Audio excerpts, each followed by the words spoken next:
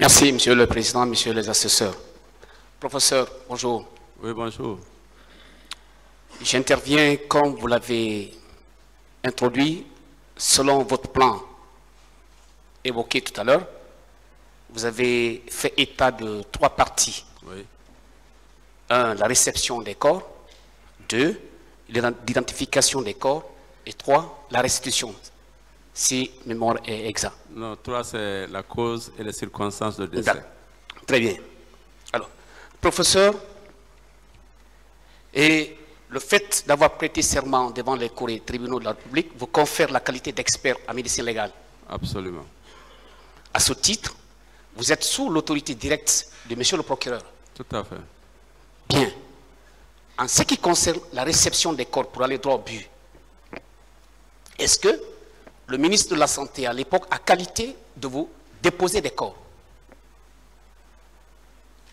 Bon, écoutez, déposer les corps, moi je pense que les corps ont été ramassés au stade du 28 septembre, et mis dans des camions et déposés à la morgue.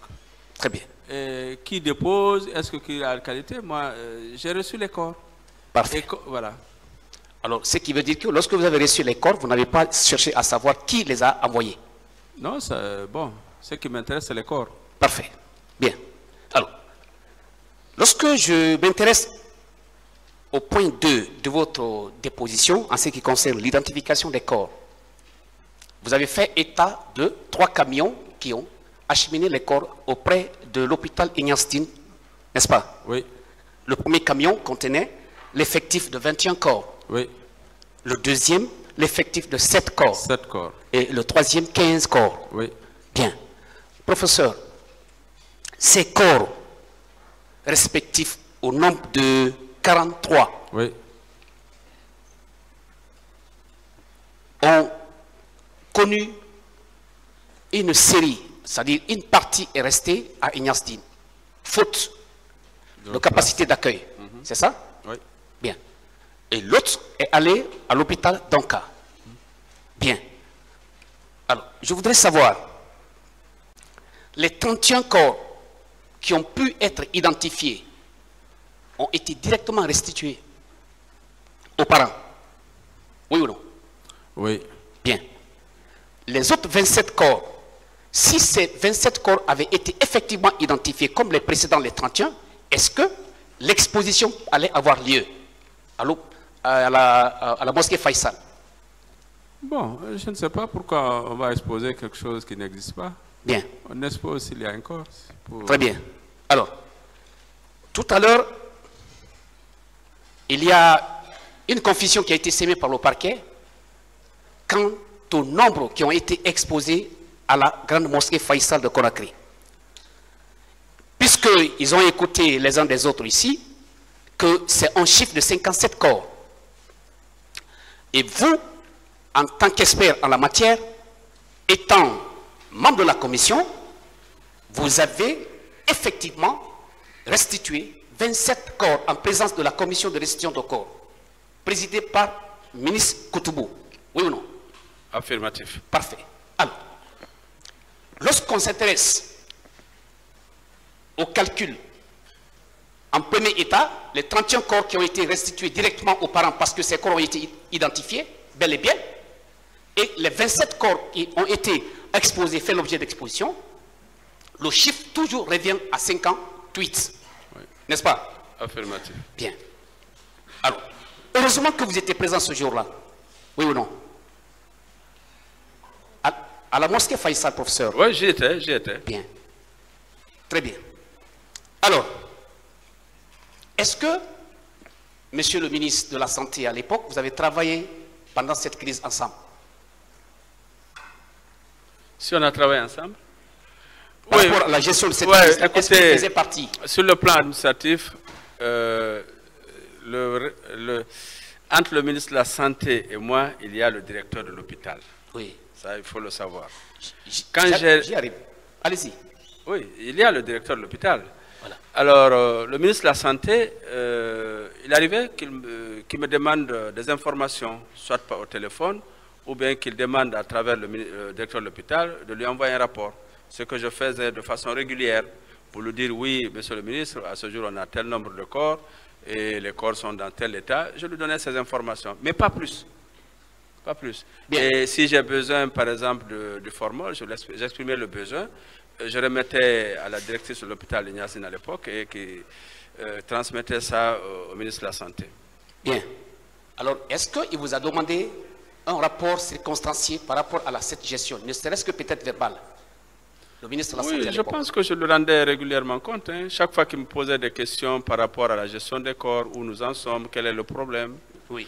Je pense que je le rendais compte et puis je le ferai des petits rapports. Bien. Alors, avec la permission de Monsieur le Président, lorsque Monsieur le ministre Abdel Chérif Diaby avait été entendu par le pôle des juges, à la question suivante, il a répondu ainsi. On lui a posé la question de savoir, il ressort de certaines déclarations des victimes et du rapport d'enquête que certains corps ont été subtilisés des morgues, des hôpitaux pour être transportés ailleurs. Qu'en dites-vous? Il a répondu. Je ne peux rien dire parce que moi je ne connais pas. S'il vous plaît, il n'a pas fini encore. Et il a répondu ceci. C'est faux. C'est le professeur Hassan, médecin légiste, qui gérait des corps dont aucun n'a été subtilisé. Professeur, oui. Le chiffre que vous avez déclaré, le chiffre qui a été déclaré effectivement lors de l'audition de colonel Diaby ici, est le même. Est-ce qu'on peut dire par là que les 58 corps qui ont été annoncés de manière officielle, est-ce que ces corps ont été subtilisés? Bon, maître, écoutez, moi ce que je peux vous dire, oui. J'ai reçu 58 corps. Oui. Je vous ai décliné la chronologie de réception de ces corps. Et ce sont ces corps que j'ai gérés et j'ai restitué 31 corps. Il est resté les 27 qui ont été exposés et après enterrés au cimetière de Cameroun. Moi, le reste, je ne connais pas. Bien. Au sein de l'hôpital d'Onka, tout à l'heure, je vous ai écouté avec intérêt, vous avez dit que vous étiez obligé de procéder à la libération d'espace. Absolument. Est-ce que cette décision émane directement de vos compétences? Est-ce que vous avez à attendre l'instruction d'un ministre quelconque pour ce faire? Non.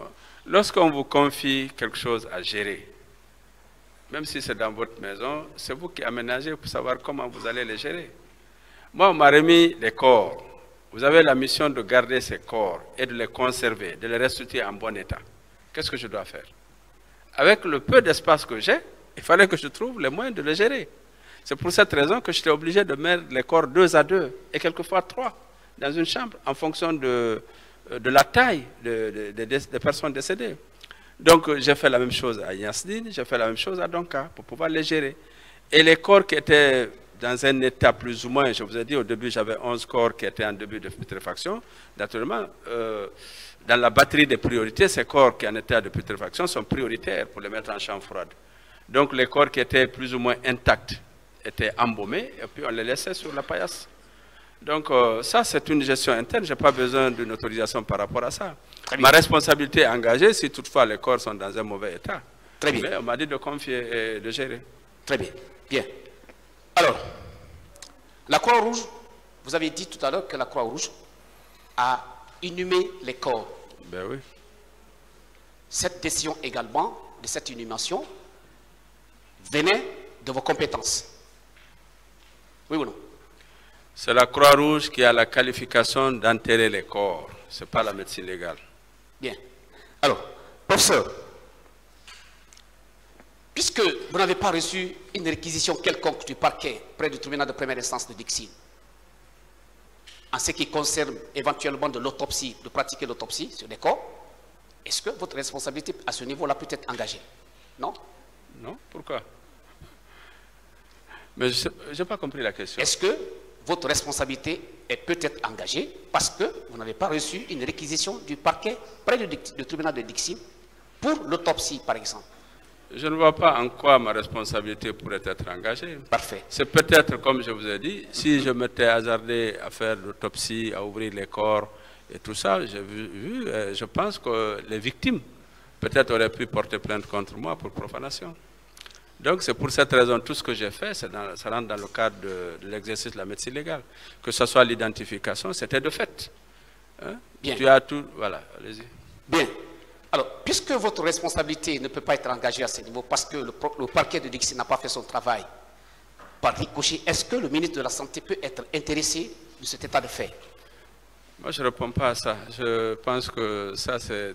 Bon, je ne discute pas les problèmes de responsabilité. Posez-moi des questions en relation avec ce que je fais. Je viens également, monsieur le professeur, s'il vous plaît.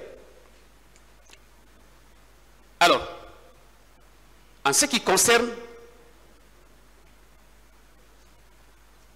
du comité de gestion au niveau de l'esplanade de la grande mosquée Faïssa de Conakry, vous dites que ce comité était présidé par le ministre Koutoubou. Affirmatif. Vous dites, vous ne faisiez pas partie de ce comité, mais vous étiez présent. Vous étiez membre de ce comité quand même. Oui. Bien. Parce que je suis le gardien des corps. Très bien. Alors, au niveau de l'administration des morts, professeur, Oui. est-ce qu'il existe une série d'administrations en ce qui concerne l'entrée et la sortie des corps au sein de la morgue? Bien, écoutez, au niveau des morgues, il y a des gestions, il y a des livres de gestion des corps. Il y a un livre d'entrée des corps. Les corps sont identifiés, ils sont enregistrés. Celui qui a déposé le corps est enregistré. Et puis on affecte le corps dans une chambre froide, il est numéroté. Donc ça, c'est une gestion des corps. C'est pour éviter tout ce que vous savez. Hein. Bon, l'échange des corps, ça on a déjà vu dans plusieurs circonstances. Et donc c'est pour assurer. Actuellement, depuis qu'un certain temps, on a tout digitalisé, donc tout est informatisé. Alors, ce qui veut dire que les corps qui sont venus par votre décision au niveau de Donka, ces corps, le jour de l'exposition, ça veut dire que leur sortie de la mort, effectivement, il y a effectivement des traces qui étaient. Les traces de sortie de la mort, à travers une équipe qui était mise en place ici. Écoutez, il faut toujours vous mettre dans les... C'est-à-dire que l'esprit, là, dans quel esprit on était au moment des faits. Oui. Parce que c'est possible, c'est bien facile a posteriori de voir tous ces détails-là. Mais attention, on était dans une période où, d'abord on était honnêtement pressé de restituer les corps. Parce que leur gestion était déjà très difficile. Difficile parce qu'on n'avait pas assez de place, difficile parce que les corps commençaient à se décomposer. Et dès qu'on a eu l'autorisation de restituer les corps, bon, pour nous, c'était du pain béni. Et tout ce qu'on a pu faire, c'est de dire, bon, recensez-moi les corps qui sont à la morgue de Donka. Ils ont une fiche parce que les corps n'ont pas été identifiés, donc on ne peut pas dire ça c'est Ba, ça c'est Diallo, ça on ne peut rien dire. C'est le corps de telle chambre, on les a mis, on les a préparés, mis dans des linceuls, et puis on les a amenés directement à l'esplanade du palais. Donc, cette procédure d'enregistrement et tout ça n'était vraiment pas... Bon, même si c'est normal que tout soit enregistré, elle n'a pas été faite. Mais on a essayé seulement de libérer les chambres et puis d'amener les corps dans l'esplanade de la grande mosquée. Bien. Professeur, vous avez dit ici que les morgues n'ont jamais été fermées. Vous confirmez? Oui, on ne peut pas fermer une morgue. Très bien. Jamais. Alors, à la question du parquet ici, de savoir est-ce que les deux hôpitaux ont été militarisés, vous avez répondu qu'effectivement qu'il fallait qu'une équipe militaire soit en place pour sécuriser les lieux. Vous confirmez cela aussi? Oui, je confirme. Cela constitue également la possibilité pour les parents ou en tout cas les victimes qui sont ici présentes ou bien des blessés, des morts, que ces lieux soient sécurisés pour la bonne gestion de la crise. Bien. Professeur, avant ces événements douloureux, est-ce que vous avez eu à collaborer avec Colonel Diaby en tant que ministre de la Santé? Oui, bon, je connais le colonel Diaby, je l'ai connu, je crois, d'abord en tant que, si je me trompe, étudiant. Je l'ai enseigné, ensuite je l'ai connu en tant que médecin, et puis ministre. Ça, vous savez, le monde médical est trop petit, on se connaît tous, je le connais. Je le connais. Bien.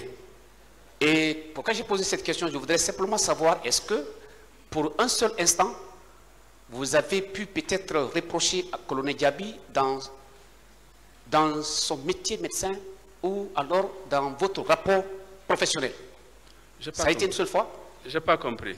Est-ce qu'une seule fois, vous avez pu reprocher pour un fait quelconque au ministre Diaby à l'époque pour n'avoir pas fait ceci, pour n'avoir pas fait cela? Ah, bon, vous savez, les relations entre moi, le ministre, c'est le ministre. Hein? Oui. Voilà, s'il me pose des questions, je réponds. S'il me donne des instructions, j'exécute. C'est tout. Donc, d'un point de vue hiérarchique, vous ne relevez pas directement du ministre de la Santé, plutôt du directeur national de Donka, de l'hôpital. Oui, oui. S'il faut respecter la hiérarchie, il y a la direction de l'hôpital et ensuite il y a le ministre de la Santé. Ça veut dire que lorsqu'une décision est prise par le département de la Santé, ce n'est pas directement concerné à vous, mais plutôt à votre hiérarchie directe. Oui, à mon hiérarchie, à ma hiérarchie.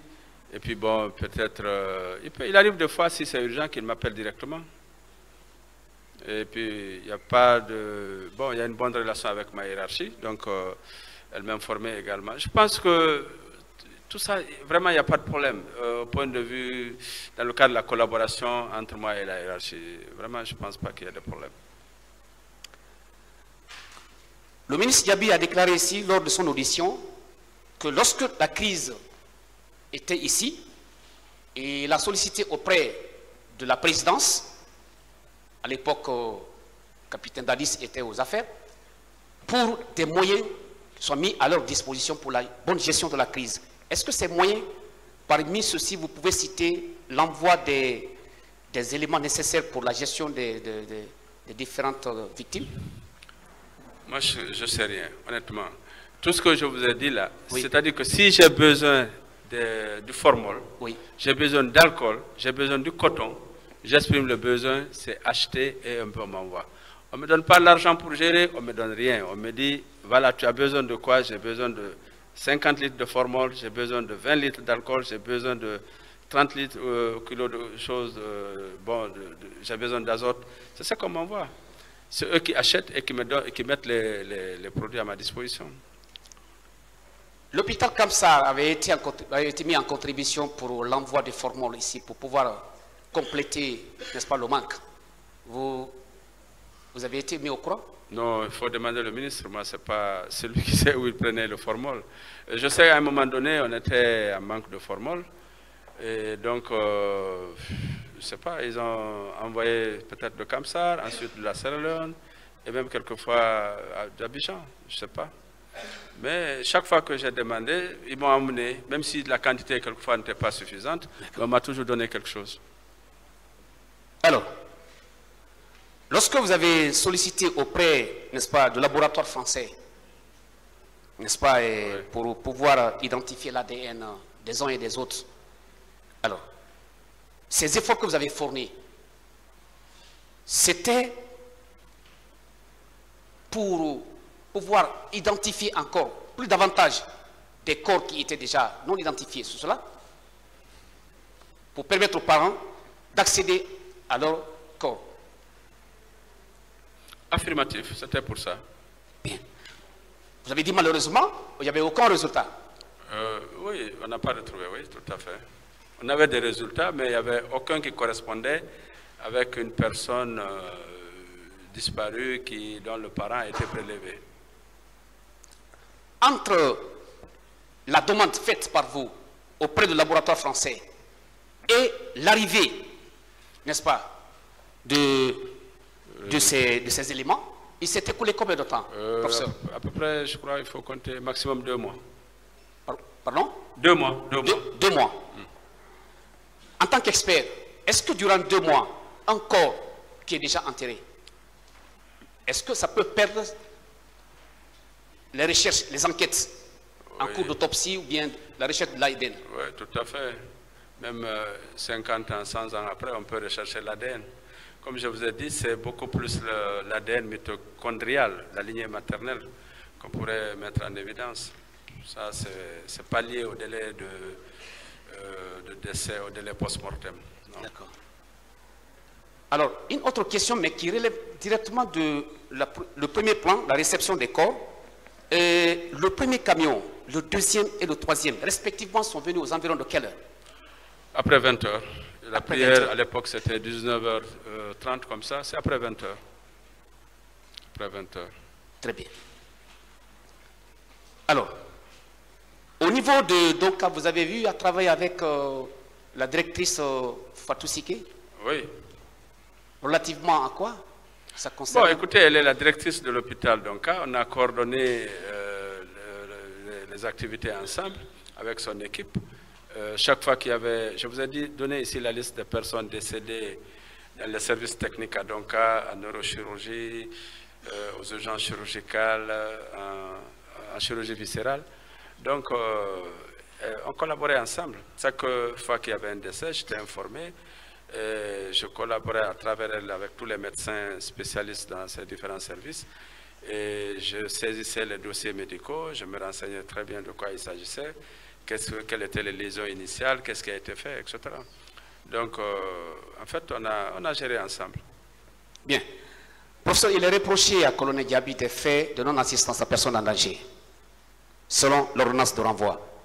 Je voudrais savoir, à travers ces deux comités, le premier comité de crise et le second, c'est le comité chargé de la gestion des corps. Dans l'un des deux cas, aucun de ces comités, le ministre de la Santé à l'époque ne faisait partie comme membre. Quelle est votre appréciation par rapport à cet état de fait? Moi, je ne réponds pas à cette question. Ce n'est pas mon domaine, ça. D'accord. D'accord. Alors, lorsque vous avez commis une équipe technique au sein de Donka, et vous étiez à Niazdine, vous faisiez la navette entre les deux? Oui. Pour le contrôle? Oui. Est-ce que durant votre passage, par exemple, à Donka, vous avez pu ou bien vous avez été victime de quoi que ce soit par des militaires, par exemple, qui sécurisaient le coin? Oui, ben, écoutez, encore une fois, quand je viens à Donka ou à Ignastine, je suis en blouse, je rentre sans aucune difficulté. Mais si je ne suis pas en blouse, j'étais arrêté par les militaires, ce qui est normal. Tout à fait. On me demande qui vous êtes, pourquoi vous venez, etc. Ça, c'est habituel. Partout, on trouve les hommes en tenue. Donc, c'est pour cette raison, chaque fois que je venais à Donka, je prenais soin de porter ma blouse. Bien, professeur. À une des questions du parquet, on vous a demandé, mais le cas des viols, etc., est-ce que vous avez pu établir un certificat médico-légal? Et vous avez répondu non. Est-ce que vous avez la possibilité de s'autosaisir? Mais écoutez, si je suis consulté, je peux très bien accepter de consulter et de délivrer le certificat médico-légal. Mais il appartient au juge de l'accepter ou pas. Parce qu'il n'est pas tenu. Ce n'est pas lui qui m'a désigné. Mais c'est une preuve quand même que j'ai examinée et j'ai constaté des lésions. Parce que le problème avec les violences sexuelles, c'est qu'il faut le faire vite. Parce que sinon, il y a beaucoup d'éléments, de preuves qui vont disparaître. Donc moi, je n'ai pas eu l'occasion de les voir immédiatement après. Mais je suis certain que beaucoup de centres médicaux, comme vous l'avez cité, la clinique, ensuite ceux qui sont à Bambeto, il y a un centre médical à Bambeto qui les a reçus aussi, et puis le service de gynéco du professeur Namouri. Donc tout ce qu'ils ont fait, c'est d'abord des médecins donc, qui sont capables d'examiner une femme victime de violences sexuelles, de dire s'il y a des lésions ou pas. La différence avec la médecine légale, c'est que nous, on va établir la durée d'incapacité totale de travail.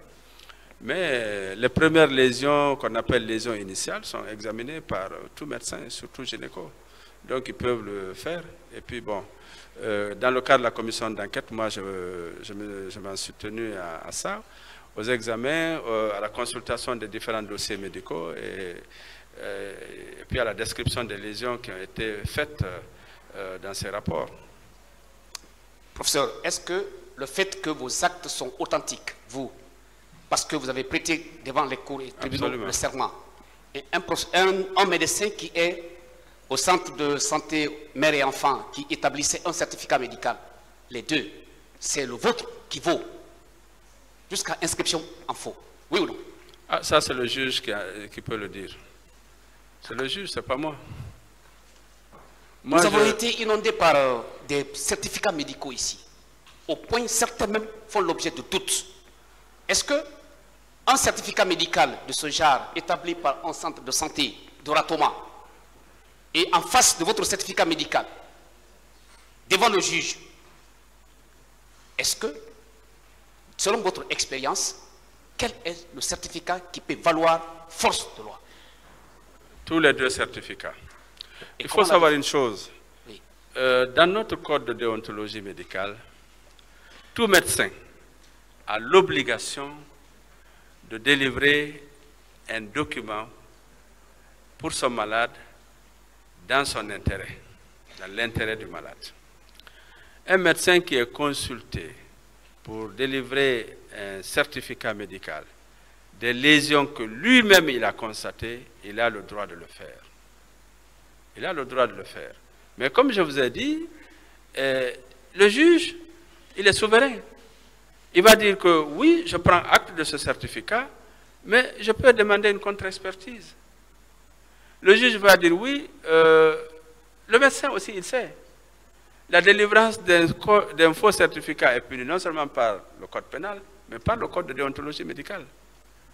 Donc, il ne va pas le faire pour moi. Donc, s'il délivre un certificat, c'est en connaissance de cause, en sachant également qu'il a les qualifications requises pour le faire.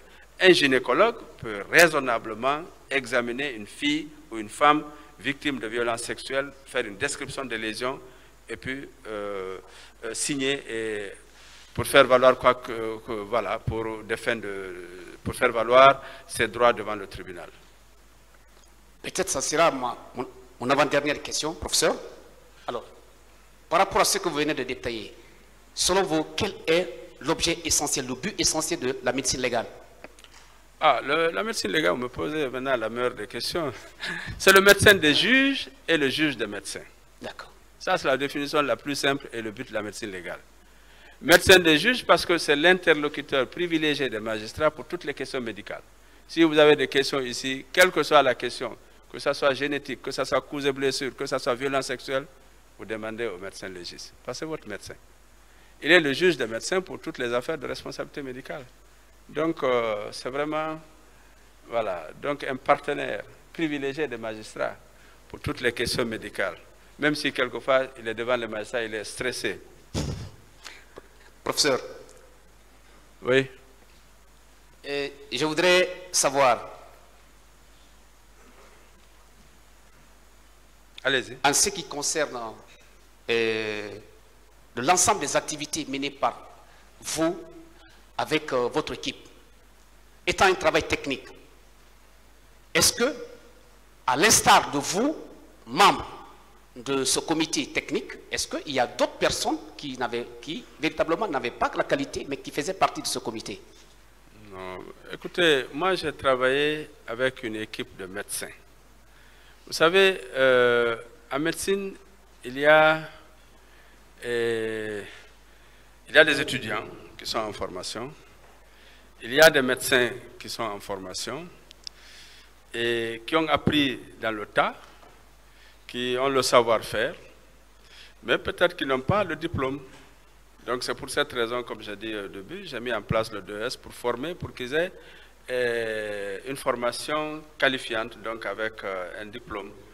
Maintenant, si j'ai des médecins, je vous dis, Gabriel qui a fait plus de 20 ans avec moi, c'est quelqu'un qui a de l'expérience. Il y en a beaucoup d'autres comme lui qui ont de l'expérience. Donc, ils savent faire tout ce que je peux faire. Donc, ils sont avec moi. Et puis, les médecins même. Les médecins qui ont une formation, parce que la médecine légale fait partie de la formation générale de tous les médecins. Donc, ils ont une connaissance générale sur la médecine légale. Donc, on peut s'appuyer sur eux pour mener nos activités. Donc, je pense que, encore une fois, c'est une équipe qui travaille. Ce n'est pas une seule personne, c'est une équipe. Bien. Puisque le parquet ne vous a pas réquisitionné pour établir de quoi que ce soit, est-ce que le procureur pouvait s'attendre à un rapport de vous? Bon, encore une fois, le procureur, c'est lui qui sait. S'il me demande aujourd'hui de lui envoyer un rapport de ce que j'ai fait, mais à volonté, je vais le faire. S'il me demande de faire tout ce que je viens de dire là, il me demande un rapport, je vais lui envoyer le rapport. Maintenant, comme je vous ai dit, ce rapport a des insuffisances, a des limites, pas des insuffisances, des limites. Les limites, c'est l'autopsie qui n'a pas été faite. Donc, on a l'examen extérieur. Et au besoin, si demain, on me demande, par exemple, on a besoin de faire une reconstitution au stade du 28 septembre, mais volontiers, je vais me prêter à la reconstitution. Cette reconstitution va nous permettre, à travers les lésions qui ont été observées chez les victimes, de déterminer la trajectoire du projectile, ça c'est extrêmement important, et probablement la position du tireur. Donc il y a beaucoup de choses qu'on peut faire avec le résultat de l'examen extérieur, hein, sur les orifices d'entrée et les orifices de sortie. On peut faire la reconstitution. Donc si le procureur, comme il me l'a demandé, je vais déposer un rapport. Donc, à date, jusque-là, il n'y a pas un rapport balistique, par exemple, versé au dossier de la procédure. Bon, c'est maintenant que le procureur m'a demandé. Il me demande, je vais le faire. D'accord. Pour terminer, professeur, quelle est votre appréciation sur la personne de colonel Diaby? Je ne pourrais pas répondre. Merci, professeur. Monsieur le Président, merci.